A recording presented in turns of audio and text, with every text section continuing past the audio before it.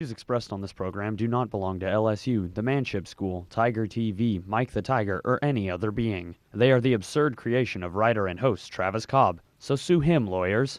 Howdy, and welcome to the update.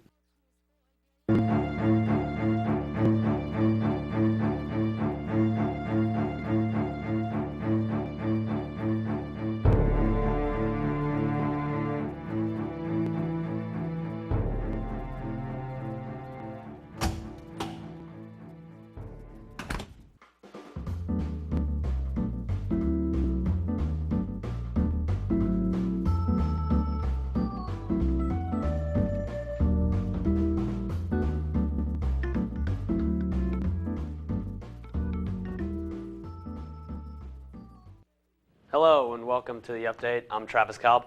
They're telling me it's the final broadcast of the semester, but you can bet I'll be spending Christmas break sitting on a couch and updating my family for about 11 minutes every Monday about why the gifts I got missed the mark. But hey, I've got the show for slightly less than 11 minutes, so let's get to the big stuff. While celebrating the big win over Texas A&M, I received a notification on my phone. Apparently, President Obama was set to address the nation on Iran. I looked at my phone and thought, this will definitely be on the show. I mean, a war with Iraq's winding down. I was preparing for America to renew its supply of four-letter wars. Anyway, the question on everyone's mind in the survey I didn't do, why the bombs over Tehran? For the first time in nearly a decade, we have halted the progress of the Iranian nuclear program, and key parts of the program will be rolled back. Wait, that doesn't sound doom and gloom at all. But it isn't surprising. After all, the president did say something like, if you like your nuclear program, you can keep it. Someone check if that quote is in context. I'm too busy punditing. So the program is being rolled back. How good is this for our relationship with Iran? President Obama says the 6-month accord is an important first step toward a comprehensive solution on Iran's nuclear program. Today, that diplomacy opened up a new path toward a world that is more secure. A future in which we can verify that Iran's nuclear program is peaceful and that it cannot build a nuclear weapon. Iran agreed it will curb its nuclear activities while crippling sanctions are eased. Once again, I would like to repeat that the Iranian nation does not seek nuclear weapons. We are going to have insights to their program that we didn't have before. We're going to have a destruction of the 20% enrichment. We're going to have a limitation on the low enrichment at 3.5%. We're going to have a limitation on the building and installation of centrifuges. We're going to have a water park just outside of places we suspect are nuclear facilities so that UN inspectors can wash off the radiation. Why a water park, you ask? Why not a water park? Some people aren't as enthusiastic about a deal with Iran, though. But in Congress, there's concern on both sides of the aisle that this deal could buy Iran more time to develop a nuclear weapon. We are very concerned as to whether Iran will live up to even these commitments. We've trusted the Iranians before, just like the North Koreans on nuclear issues, and what have we gotten for it? They continue to hide their development of these weapons. Meanwhile, Israel is dead set against a deal with Iran. This is a regime that consistently has talked about wiping my country off the map. This is a regime that has consistently called Israel a cancer that has to be removed. We have to have a full dismantling if we want the world to be safer. Making a deal that gives more ability to look into the program, well, that's clearly a bad idea. But why keep your enemies closer than your friends? There's an old saying that refutes that idea. But no fear, Israel and Republicans, the president is listening to your ideas. Going forward, we will continue to work closely with Congress. However, No, however. That's going to be followed by something about not working closely with Congress. However, now is not the time to move forward on new sanctions, because doing so would derail this promising first step. Called it.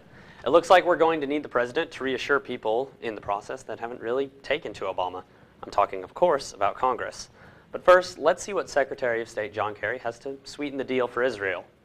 I believe that Israel, in fact, will be safer, providing we make sure that these sanctions don't get lifted in a way that reduces the pressure on Iran, and we don't believe they will be.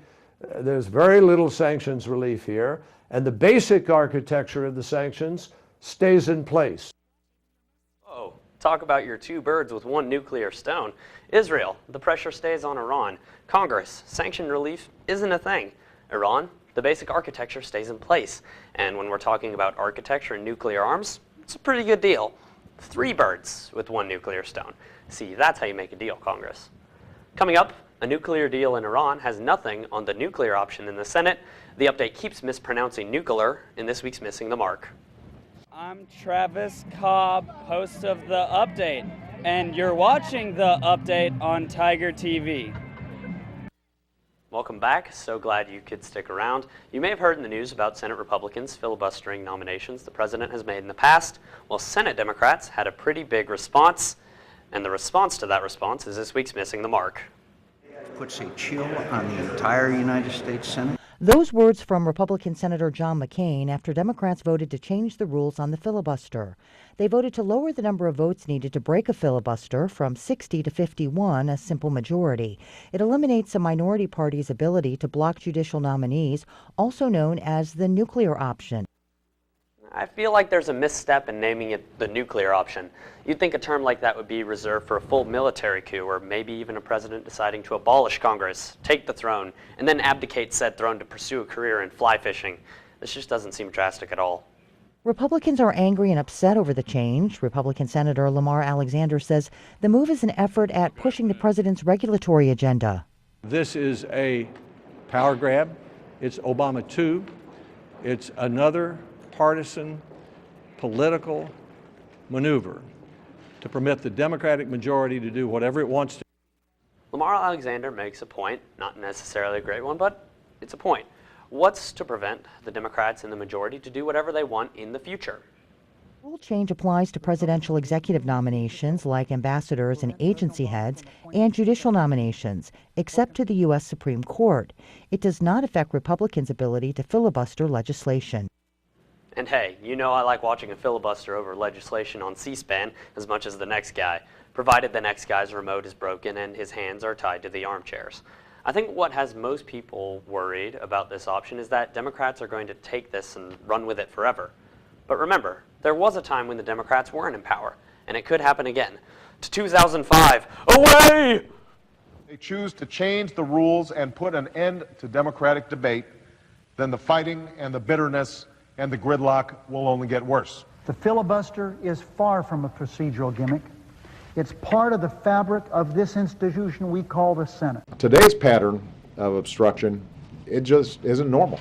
I support the step a majority of senators today took to change the way that Washington is doing business. The president with the 180. After 8 years, hard to believe an opinion could change so much, especially for a president. What a flip-flopper. Any good reason President Obama flipped the flop? Democrats point to statistics from the nonpartisan Congressional Research Service.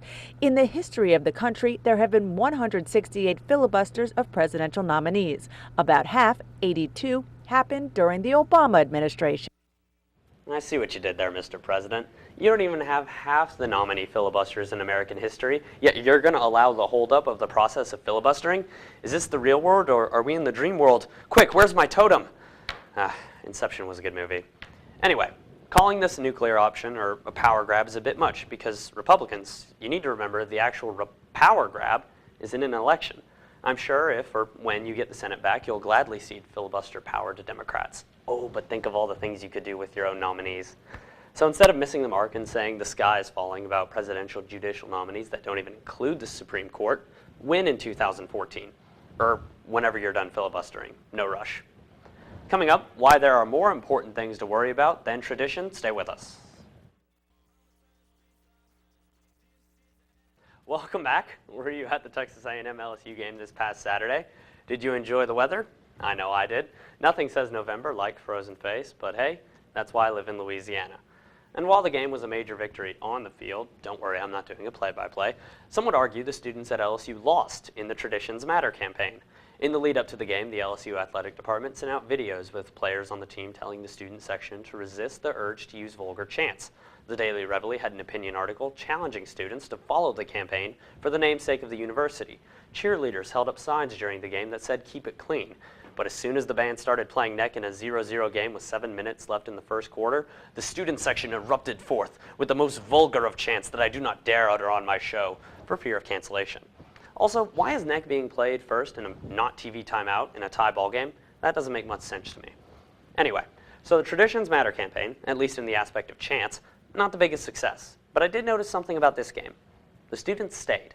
Sure, there were notable absent spots in the student section from kickoff, but the student section that showed up mostly stayed there until the game was clearly out of hand in the fourth. And more than that, in the student section, stayed than didn't.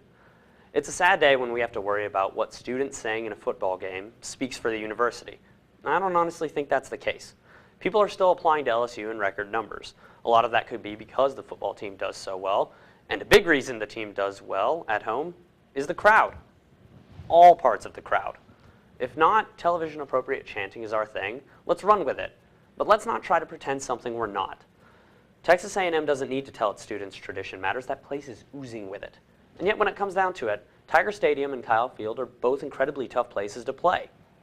Being a good fan and supporting your school doesn't mean following your athletic department's every wish for civility. And don't think for a second tradition is the biggest factor in football success or academic prowess, or even student enrollment. Besides, if we're worried about upholding the past, we've got much bigger fish to fry.